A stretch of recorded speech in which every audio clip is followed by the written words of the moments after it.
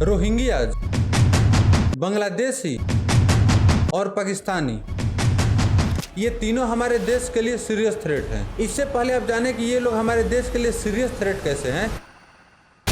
असम के बागपेटा और Guwahati Big terror crackdown across the country.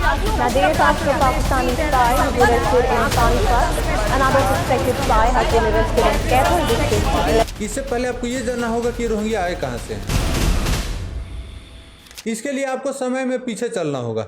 साल था 1895। उस समय हमारे देश ब्रिटिश के कंट्रोल में था और म्यांमार, पाकिस्तान, बांग्लादेश ये सब भारत का हिस्सा थे। म्यांमार में खेती करने के लिए उन्हें लोगों की जरूरत थी। अंग्रेज ने भारत से बहुत से लोग माइग्रेट करके म्यांमार में लेके गए। उसमें बहुत बड़ी संख्या में लोग बंगाल से गए थे। 19वीं सेंचुरी आते आते ये लोग वहाँ पर सेटल हो गए। म्यांमार में जो मेजोरिटी पॉपुलेशन थी वो बौद्ध धर्म से थी। उनका कल्चर और ट्रेडिशन दोनों बर्मिश कल्चर से थी। तो ये लोग यहाँ से गए तो इनका कल्चर और ट्रेडिशन दोनों डिफरेंट था। लॉन्ग टर्म में ये लोग वहाँ पर सेटल्ड हो जाते, लेकिन ये लोग बेवकूफी कर दिए। 1945 का समय था। उस समय पूरी दुनिया में वर्ल्ड वॉर 2 चल रहा था। तो उधर म्यांमार में जापान की आर्मी घुस गई। वहाँ के जो बौद्ध धर्म के लोग थे वो लोग तो अंग्रेज से परेशान थे ही, वो लोग जापानी आर्मी के सपोर्ट में आ गए। वहीं दूसरी तरफ ये जो रोहिंग्या थे ये लोग ब्रिटिश के सपोर्ट में आ गए। म्यांमार के पूरा पॉपुलेशन 2 विंग में बट गई। इनका तो कल्चर और ट्रेडिशन अलग था ही। अब ये लोग अपना एक अलग आइडेंटिटी भी बना लिए। जहाँ वो लोग इन्हें दोस्त के रूप में देखते थे अब इन्हें एनिमी मानने लगे। उसके बाद वो लोग इन्हें कभी मान्यता नहीं दी। फिर साल आया 1982। उस समय म्यांमार में सिटीजनशिप लॉ पास हुआ। म्यांमार में रहने वाले जितने भी ट्राइब्स थे उनमें से 135 ट्राइब्स को मान्यता दे दिया गया, लेकिन उसमें भी रोहिंग्या को मान्यता नहीं दिया गया। फिर साल आया 2012। उस समय पूरा म्यांमार में बहुत बड़ा हिंसा छिड़ गई।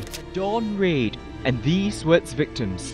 Buddhist monks and villagers who had been occupying a copper mine near the city of Moniwa. Police gave them an ultimatum to leave. When they didn't, police reportedly opened fire with flare guns. Within minutes, all 6 camps around the site were in flames. Many of the injured say security forces fired water cannon and tear gas at them.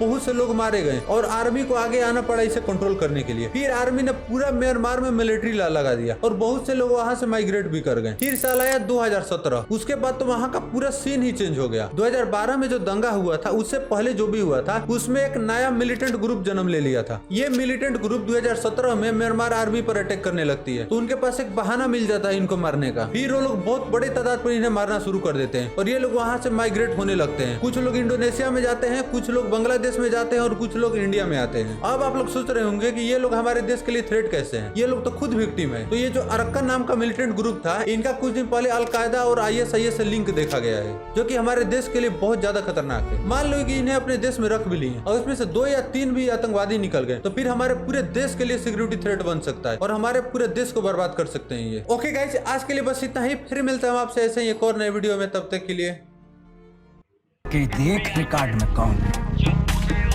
इंसान है कि भगवान। ये बोल रहे क्या सुनाई नहीं दे रहा।